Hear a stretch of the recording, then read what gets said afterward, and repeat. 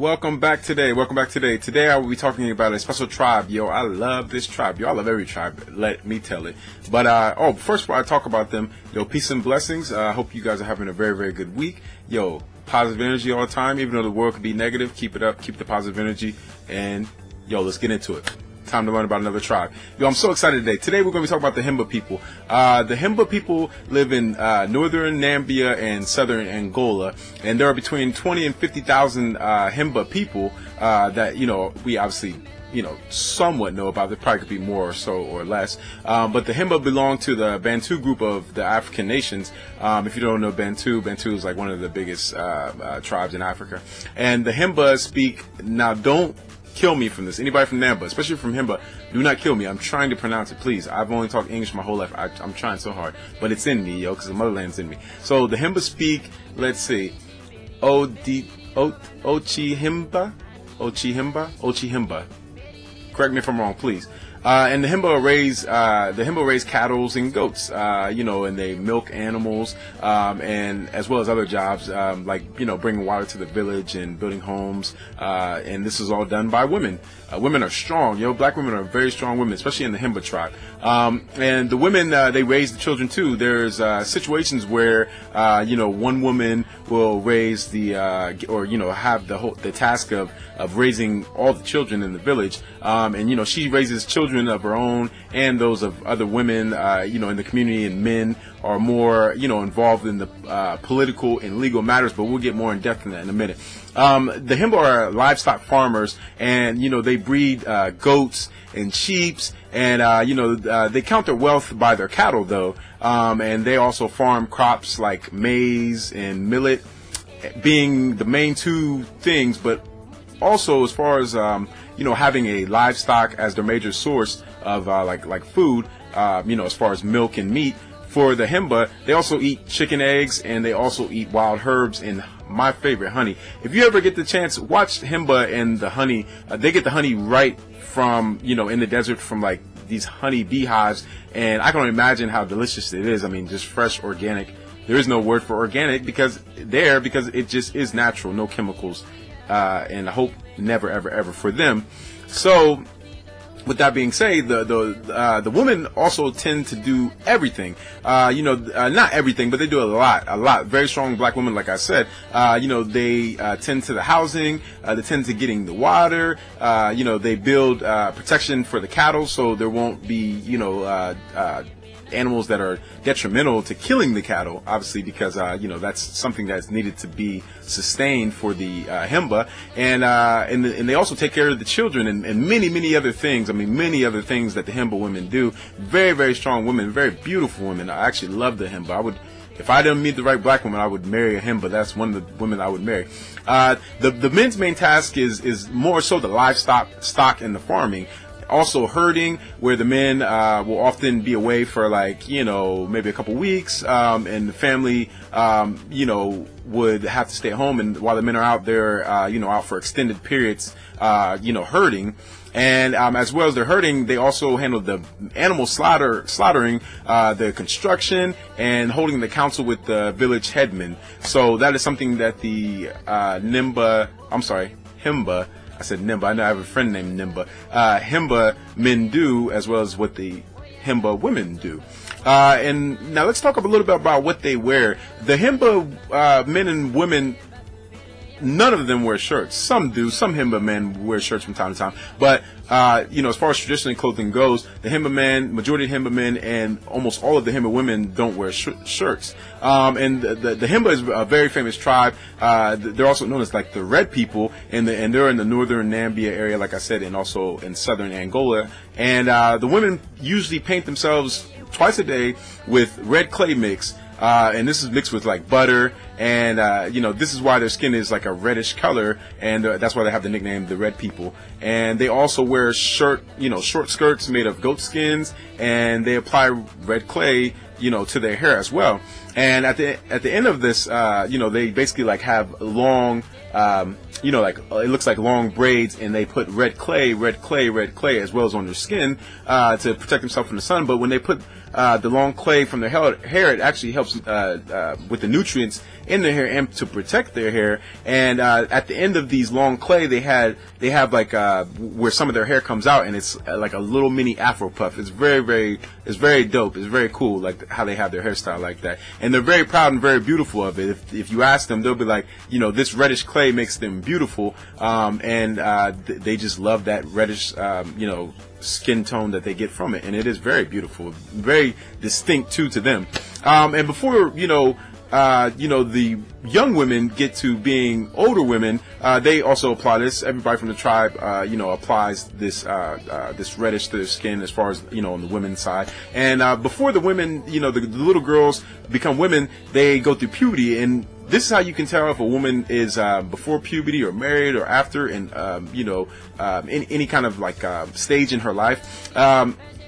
Before puberty, little Himba girls have only 2 hair braids, and after puberty, they are allowed to make more hair braids if they would like. And also, single Himba men only have 1 braid backwards from the crown, of the head. So basically, it's like a big braid all the way back, and it's sort of like has like a little slope and pops up, almost looking like a nice ponytail, big huge braided ponytail.